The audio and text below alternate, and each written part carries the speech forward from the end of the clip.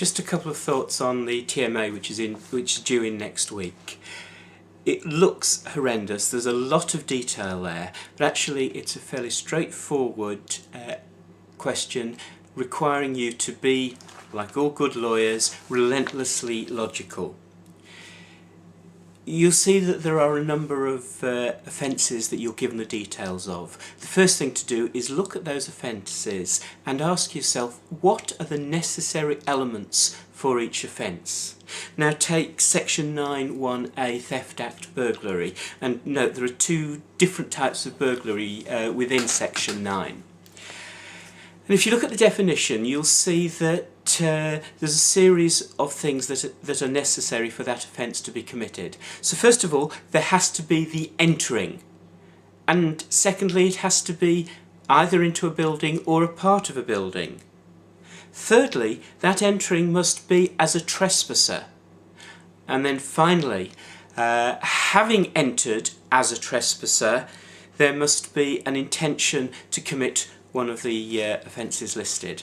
So those are the elements of the offence, and the offence is only committed if all of those elements are there.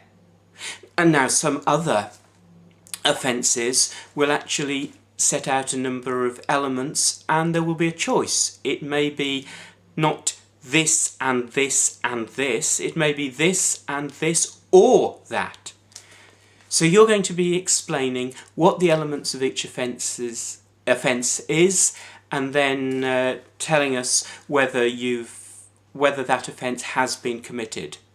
Now there may be the tendency, particularly towards the end of this essay, where you're given some facts that lead you to the conclusion that the person involved is certainly up to no good, that they're a bad un, that they ought to be thrown into prison and the keys thrown away.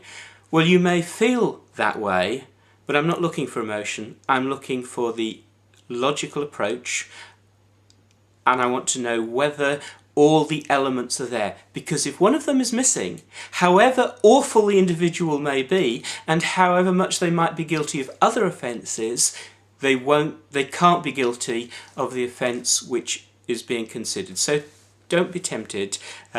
Stay strictly to the facts. The word limits in this, well, I wouldn't worry so much about them this time. You may well find that you can answer the question in well below the word limits that you're allowed. But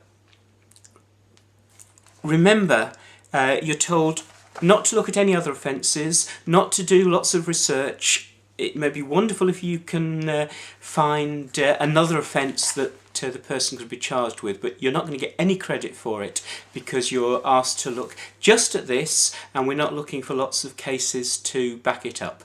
This is essentially about statutory interpretation. You look at the law and you explain it, and explain it in a logical way. The other thing to remember is that that is all that you're expected to do. So don't go around reading around the offences or looking at any other. So explain, put it across in a logical manner so that for each of the offences you come to a conclusion as to whether they can or can't. We're not looking for lots of explanations about statutory interpretation, so an essay which brings in the golden rule, the literal rule, isn't going to get any credit. Just answer the question set. Thanks.